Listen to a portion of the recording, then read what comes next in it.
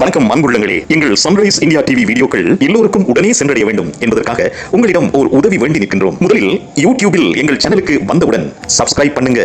அதற்கு பக்கத்தில் இருக்கும் பெல் ஐகான் பட்டனை கிளிக் பண்ணி ஆல், அதாவது ALL என்பதை தெரிவு செய்யுங்கள். அப்போதுதான் ஒவ்வொரு புதிய வீடியோவும் உங்களை நாடி வரும், அதாவது உங்களுக்கு நோட்டிபிகேஷன் வரும். அதே மாதிரி உங்கள் YouTube app settings notification turn on பண்ணியிருக்கா என கன்ஃபார்ம் பண்ணுங்க, இல்லாட்டி நோட்டிபிகேஷன் வராது. இன்னொரு முக்கிய விடயம், நீங்கள் ஒவ்வொரு வீடியோவுக்கும் லைக் கமெண்ட் பண்ணினால் யூடியூப் நம்ம வீடியோவை அதிகமாக புஷ் பண்ணும். அதனாலே நோட்டிபிகேஷன் எல்லோருக்கும் சென்று சேரும். ஆகவே உங்க சப்போர்ட் தான் எனக்கு ரொம்ப ரொம்ப முக்கியம். இதே மாதிரி தொடர்ந்து நம்முடன் பயணம் செய்யுங்கள். உங்கள் ஒத்துழைப்பே எங்கள் சேவை.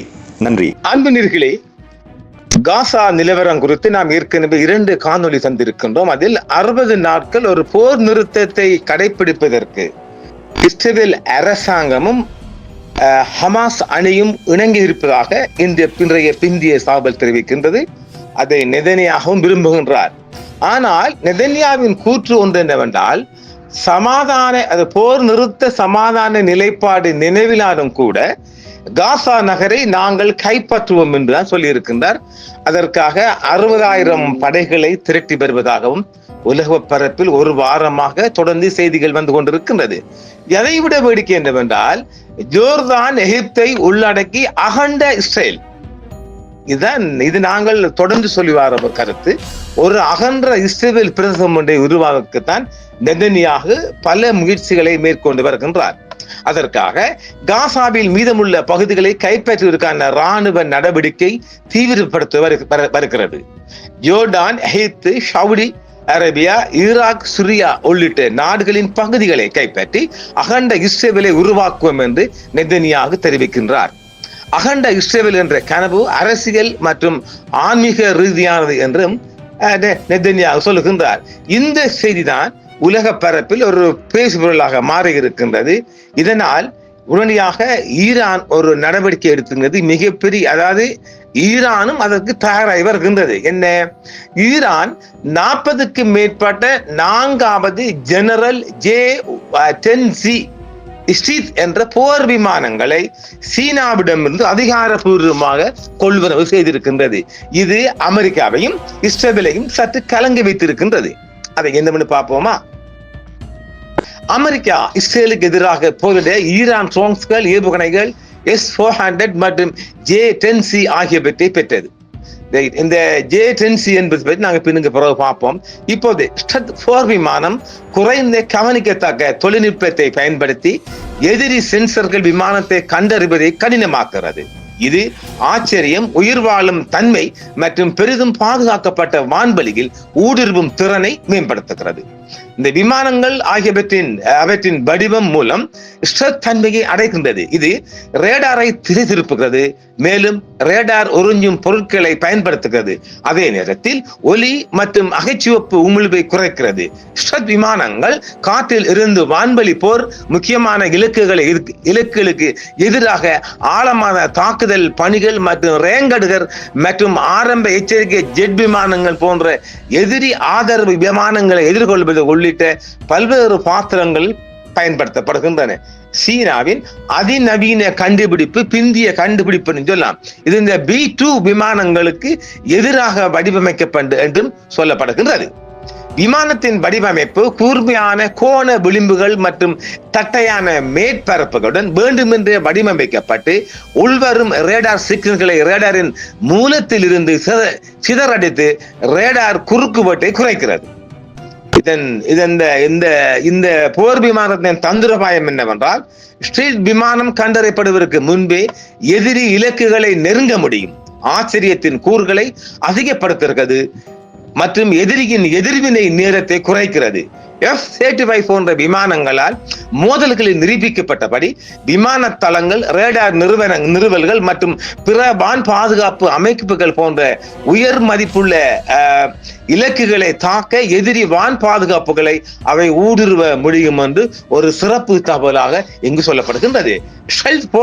போராளிகள், வான்வெளி ரேங்கர்கள் மற்றும் ஆரம்ப எச்சரிக்கை ஜெட்கள் போன்ற முக்கியமான ஆதரவு விமானங்களை குறிவைத்து எதிரியின் செயல்பாட்டு திறன்களை முடக்கலாம்.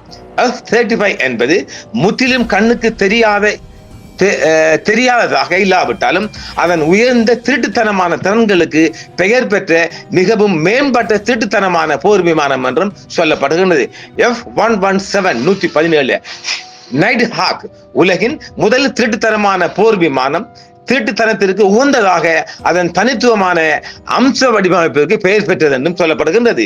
சீனாவின் 6வது தலைமுறை போராளிகள் வான்வழி போர் மற்றும் பிற மூலபாய பாத்திரங்களில் அதன் திறன்களை மேம்படுத்துவதற்காக புதிய வால் இல்லாத ஜெட் போன்ற மேம்பட்ட ஸ்டெல்த் போர் விமானங்களை சீனா உருவாக்கி வருவதாகவும் மேலும் தகவல் தெரிவிக்கிறது. அந்த விமானங்கள் விரைவில் ஈரானின் பக்கம் கிடைக்கும் என்றும் சொல்லப்படுகின்றது. ஜனவரி 10ஆம் தேதி 2022ஆம் ஆண்டில் ஒரு விமானத்தை 2 மடங்கு அகலமாக்குவது அதன் பக்க RCI மாற்றாது, ஆனால் முதல் பக்க RCI அதிகரிக்கும் இருப்பினும் ஒரு காரணியால் அல்ல. ஸ்டெல்த் விமானம் என்பது போரின் போது எதிரிகளால் கண்டறிவதை தவிர்க்க அல்லது குறைந்த கவனிக்கக்கூடிய தொழில்நுட்பத்தை பயன்படுத்தும் விமானங்கள். இதனால் சீனாவின் புதிய ஸ்டெல்த் விமானத்தை அமெரிக்காவுக்கு எதிரான போருக்காக உருவாக்கப்பட்டது. எதிரி விமானங்களை அழிக்க முயலும் ஒரு விமானப்படை அவற்றை விரட்டுவது மட்டுமல்ல, நெருங்கி வர ஸ்டெல்த் போர் விமானங்களை பயன்படுத்தலாம் என்றும் சொல்லப்படுகின்றது. ரேடார் அகச்சிவப்பு புலப்படும் ஒளி வடிவமான அதிர்வெண் நிறமாலை மற்றும் ஆடியோ ஆகியவற்றின் பிரதிபலிப்பு உமிழ்வை குறைக்கும் பல்வேறு தொழில்நுட்பங்களை பயன்படுத்தி கண்டறிதலை தவிர்க்க ஸ்டீல் விமானங்கள் வடிவமைக்கப்பட்டுள்ளன. இது கூட்டாக ஸ்டெல்த் தொழில்நுட்பம் என்று அழைக்கப்படுகிறது. F-117 நைட் ஹாக் என்பது ஸ்டெல்த் தொழில்நுட்பத்தை சுற்றி வெளிப்படையாக வடிவமைக்கப்பட்ட முதல் செயல்பாட்டு விமானமாகும். B-2 Freight, B-21 Raider, F-22 Raptor, F-35 Lightning II, Chengdu J-20 மற்றும் Sukhoi Su-57 ஆகியவை ஸ்டீல் விமானங்களின் பிற எடுத்துக்காட்டுகள் அடங்கும் என்றும் சொல்லப்படுகின்றன. இவைகள் ஈரானின் கைவசம் மிக விரைவில் கிடைப்பதற்கான வழிவகைகளை சீனா செய்து வருகின்றது. எந்த விமானமும் ரேடாருக்கு முற்றிலும் கண்ணுக்கு தெரியாது என்றாலும் ஸ்டெல்த் விமானம் வழக்கமான ரேடார் விமானத்தை கண்டறிவதையோ அல்லது கண்காணிப்பதையோ மிகவும் கடினமாக்குகிறது. எதிரி ரேடார் விமானம் மூலம் கண்டறிவதை தவிர்ப்பதற்கான மற்றும் அல்லது ரேடார் வழிகாட்டப்பட்ட ஆயுதங்களால் வெற்றிகரமாக குறிவைக்கப்படுவதை தவிர்ப்பதற்கான வாய்ப்புகளை அதிகரிக்கிறது என்றும் இந்த விமானத்தின் சிறப்பு தகவலாக சொல்லப்படுகிறது.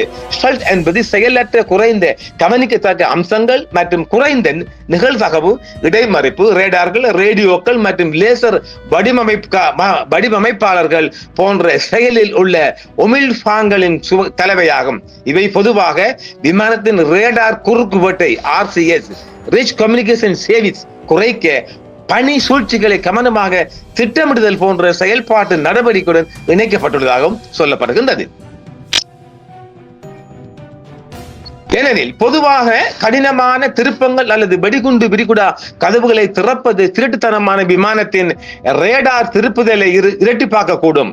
எதிராளியின் சென்சார் திருட்டுத்தனமான விமானத்தை கண்டறிதல், கண்காணித்தல் அல்லது தாக்கும் திறனை குறைக்க ஒரு சிக்கலான வடிவமைப்பு தத்துவத்தை பயன்படுத்துவது மூலம் திருட்டுத்தனம் நிறைவேற்றப்படுகிறது. இந்த தத்துவம் விமானத்தின் வெப்பம், ஒலி மற்றும் பிற உமிழ்வுகளை கணக்கில் எடுத்துக் கொள்கிறது. அதை கண்டுபிடிக்கவும் பயன்படுத்தலாம். குறைந்த கவனிக்கத்தக்க தொழில்நுட்பங்களின் தாக்கத்தை குறைக்க சென்சார்கள் தயாரிக்கப்படுகின்றன. மேலும் குறைக்கப்பட்ட வெப்ப உமிழ்வை கண்டறிய சிஸ்டம், அகச்சிவப்பு தேடல் மற்றும் தடமறிதல் அமைப்புகள் திருட்டுத்தனமான வடிவமைப்பை எதிர்கொள்ள நீண்ட அலைநீள ரேடார் மற்றும் குறுகிய அலைநீள ரேடாரில் கவனம் செலுத்தும் ரம் அல்லது திருட்டுத்தனமான வடிவமைப்பை எதிர்கொள்ள பல உமிழ்பான்களை கொண்ட ரேடார் அமைப்புகள் போன்றவை முன்மொழியப்பட்டுள்ளன. இருப்பினும் திருட்டுத்தனமாக இல்லாத விமானங்களுக்கு எதிரான பாரம்பரிய ரேடாருடன் ஒப்பிடும் போது இவை குறைபாடுகளை கொண்டுள்ளன. முழு அளவிலான போர் விமான ஆர்ப்பாட்டக்காரர்கள், அதாவது இந்த விமானப்படை ஆட்களை சொல்ல போனால் அமெரிக்கா 97ஆம் ஆண்டிலும் ரஷ்யா 2000 ஆண்டிலும் மற்றும் சீனா 2011ஆம் ஆண்டிலும் பறக்க விட்டுள்ளன. டிசம்பர் 2020ஆம் ஆண்டு நிலப்பரப்படி சேவையில் உள்ள ஒரே போர் தயாரான ஸ்டெல்த் விமானம் Northrop B-2 Spirit 1997, Lockheed Martin F-22 Raptor 2005, Lockheed Martin F-35 Lightning 2015, Chengdu J-20 2017 மற்றும் Sukhoi Su-57 2020 ஆகியவை மட்டுமே. பல நாடுகள் தங்கள் சொந்த வடிவமைப்புகளை உருவாக்குகின்றன. வளர்ச்சியில் உள்ள விமானங்களில் அமெரிக்காவின் F-47 மற்றும் சீனாவின் J-36 போன்ற போர் விமானங்களும், மூலோபாய குண்டுவீச்சு விமானங்களான சீனா H-20 மற்றும் ரஷ்யாவின் PAK-DA ஆகியவை அடங்கும். தற்செயலாகவோ அல்லது இரண்டாம் நிலை அம்சமாகவோ குறைக்கப்பட்ட கண்டறியும் திறன் கொண்ட பல்வேறு விமானங்களும் உள்ளன. 1989 பனாமா மீதான அமெரிக்க படையெடுப்பில் F-117 பயன்படுத்தப்பட்ட போது ஸ்டெல்த் விமானம் முதலில் போரில் ஈடுபட்டது. அதன் பின்னர் அமெரிக்கா, இங்கிலாந்து மற்றும் இஸ்ரேலிய ஸ்டெல்த் விமானங்கள் முதன்மையாக மத்திய கிழக்கில் போரில் ஈடுபட்டுள்ளன. அதே நேரத்தில் ரஷ்யா Su-57 உக்ரைன் மீதான ரஷ்ய படையெடுப்பில் தற்போது போரில் ஈடுபட்டு வருகின்றது. இப்பொழுது ரஷ்ய போர் விமானங்களான Su-57 யுக்ரைனில் மீதான படையெடுப்பில் மிக அதிகமான போரில் ஈடுபட்டு வருவதாக அங்கிருந்து தகவல் தெரிவித்துள்ளது. 1989 பனாமா மீதான படையெடுப்பில் மிக அதிகமாக F-117 தான் ஈடுபட்டிருக்கின்றது. 2025 நிலவரப்படி 1999 நேட்டோ யூகோஸ்லாவியாவின் குண்டுவீச்சின் போதும் கர்னல் ஷோல்டன் ராணி தலைமையிலான செர்பிய ஷாயெவ் S-121 நேவா ஏவுகணை படையணியால் ஒரு ஸ்டெல்த் விமானம் சுட்டு வீழ்த்தப்பட்டது. அதே நேரத்தில் இரண்டாவது சம்பவம் F-117 சேதப்படுத்தியது. ரஷ்யாவும் சீனாவும் ஒப்பீட்டளவில் அப்படியே உள்ள இடிபாடுகளை ஆய்வு செய்ததாக கூறப்படுகிறது. இது மேலும் நடவடிக்கை எடுக்க உத்தரவாதம் அளிக்க மிகவும் காலாவதியானது என்றும் அமெரிக்க ராணுவம் கருதுகிறது. வழக்கமான விமான தேவைகள் அனைத்தையும் தவிர ஒரு திருட்டுத்தனமான அல்லது குறைந்த கண்காணிப்பு திறன் கொண்ட விமானத்தின் வடிவமைப்பு ரேடார் மற்றும் அகச்சிவப்பு வெப்ப கண்டறிதலை குறைப்பதை நோக்கமாக கொண்டுள்ளது. அவற்றில் இயந்திரத்திலிருந்து வெப்ப அகச்சிவப்பு உமிழ்வுகளை குறைத்தல் மற்றும் அதன் வெளியேற்ற உமிழ்வுகளை குறைத்தல், விமான சட்டகத்தை வடிவமைப்பதன் மூலம் விரோதமான பெருநெருக்கு ரேடார் பிரதிபலிப்பை குறைத்திருக்கின்றது. ரேடார் உறிஞ்சும் பொருட்கள், ரேம் அல்லது பிளாஸ்டிக் போன்ற ரேடார் வெளிப்படையான பொருட்களை பயன்படுத்துவதன் மூலம் ஏர் சட்டகத்திலிருந்து ரேடார் பிரதிபலிப்பை காட்டுகிறதாக சொல்லப்படுகின்றது. கொடுக்கப்பட்ட ரேடார் உள்ளமைப்புக்கு ஒரு இலக்கை கண்டறியக்கூடிய தூரம் அதன் ரேடார் குறுக்குவெட்டின் 4வது மூலத்துடன் மாறுபடும். எனவே கண்டறிதல் தூரத்தை 10ல் ஒரு பங்காக குறைக்க RCI 10,000 காரணியை குறைக்கப்பட்டதாக சொல்லப்படுகின்றது. ஆக மிக பலம் வாய்ந்த சக்தி வாய்ந்த, அதாவது அமெரிக்காவின் B2 இன்னைக்கு அதாவது உலகத்தின் பங்கர் பிளாஸ்ட் எல்லாம் தோன்றக்கூடிய B2 ஸ்பிரிட் விமானத்தை விட மிக அதிகம் சக்தி பெற்றது ஸ்டெல்த் பாம்பர். இந்த விமானம் தற்போது ஈரான் கைக்கு கிடைத்திருக்கின்றது. 40 சொல்லப்பட்டாலும் அது இன்னொரு தகவல், அது சுமார் 50 விமானங்கள் சொல்லப்படுகின்றது. ஆக இன்னும் ஒரு தடவை ஈரானிய யுத்தம் அல்லது இஸ்ரேலுக்கு எதிரான யுத்தம் என்று வருகின்ற போது இந்த ஸ்டெல்த் விமானங்கள், போர் விமானங்கள் பட்டே கிளப்ப போகுது. ஆக இன்னும் ஒரு போர் வருமானால் மிக அதிகமான அழிவுகளை கொண்ட ஒரு யுத்தமாக மாறக்கூடிய நிலைமைதான் இருக்கின்றது.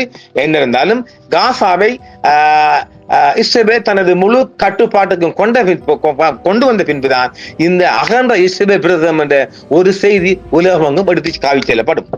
ஆம் நேர்களே, மற்றும் ஒரு நிகழ்ச்சியை சந்திப்போம். நன்றி நேர்களே.